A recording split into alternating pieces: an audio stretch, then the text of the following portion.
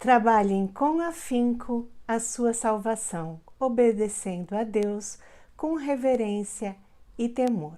Filipenses 2:12b, a segunda parte do versículo.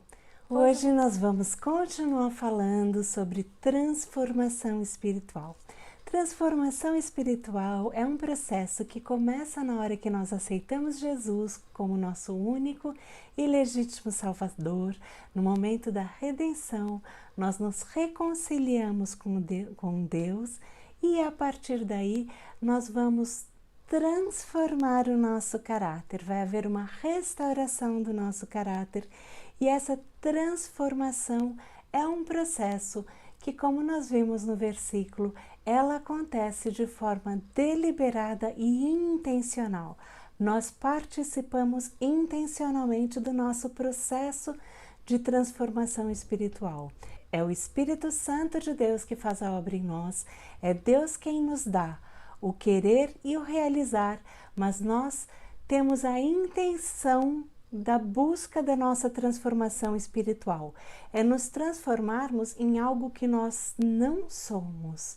É nos alinhar o nosso caráter ao caráter de Cristo. Para isso, é necessário que a gente faça uma reflexão, que nós conheçamos o nosso caráter com as nossas falhas, com as nossas fraquezas e que nós nos derramemos, que a gente se abra totalmente diante de Deus, buscando esse alinhamento do nosso caráter com o caráter de Cristo. O mundo antigo falava muito das virtudes de caráter, que eram aquelas 4 virtudes: sabedoria, coragem, moderação e justiça. Mas em Cristo nós vemos muito mais virtudes do que essas, e tem várias passagens que nos mostram o caráter de Cristo, a que nós precisamos alinhar o nosso caráter. Para isso é necessário que nós transformemos o nosso coração. Quando a Bíblia fala de coração, coração na Bíblia é o íntimo do nosso ser, é a nossa essência, é a nossa vontade, é o nosso espírito. E é aí que começa a nossa verdadeira transformação espiritual. A gente precisa se derramar e buscar a Deus. E aí nós vamos sim conseguir essa transformação espiritual. Tem muito que a gente pode fazer para ajudar que essa transformação realmente se molde na nossa vida, remodele nossos circuitos cerebrais, remodele as nossas conexões cerebrais, para que nosso caráter vá ficando cada vez mais alinhado com o caráter de Cristo.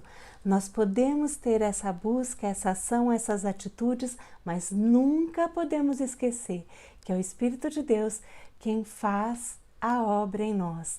É Deus quem nos dá o querer e o realizar. Como Ele nos dá esse querer nos permite sim buscar formas de facilitar essa transformação espiritual na nossa vida. Mas nós temos que tomar cuidado para não cair em algumas armadilhas. É claro que nós temos que fazer a nossa parte, mas temos que tomar cuidado de não cair em algumas armadilhas. Por exemplo, a armadilha do externalismo, em que a pessoa externaliza uma atitude que parece tão bonitinha, tão moldada ao caráter de Cristo, mas internamente o desejo, a emoção, o âmago do ser dela continua da mesma forma, não houve uma transformação interior. Essa pessoa pode achar que basta externalizar. É comum as pessoas que caem na armadilha do externalismo terem esse comportamento perfeitinho na igreja, em sociedade, e não tão perfeitinho dentro de casa, porque não houve ainda aquela transformação interna e verdadeira. Cuidado, o externalismo pode ser uma armadilha, bem como o legalismo, em que a gente coloca todo o foco na força do homem e esquece que quem faz a obra em nós é o Espírito Santo de Deus. Não adianta ficar tendo atitudes, seguindo normas, regras, posturas, usar determinada roupa, falar de determinada forma, se comportar de determinada forma. Tudo isso é legalismo. Para Deus interessa a transformação do nosso coração. É claro que a transformação vai ocorrer em todos os âmbitos da nossa vida. Não tem como.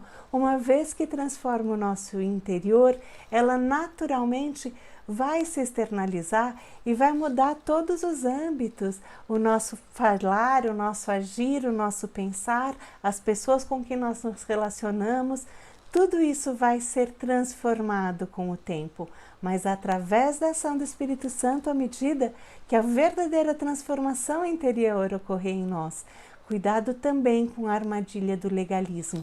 E ainda outra armadilha que é bastante comum a gente cair é a armadilha do julgamento, em que a gente começa com comparações, julgando o outro, querendo se achar melhor, e com a armadilha do julgamento vem orgulho, inveja, maledicência.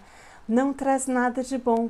A gente também está acreditando nas nossas próprias forças e lembrando que só com as nossas forças nós não somos absolutamente nada. Assim, vamos permanecer em busca da nossa transformação espiritual pela graça e o poder de Deus, tomando muito cuidado para que a gente não caia nessas armadilhas.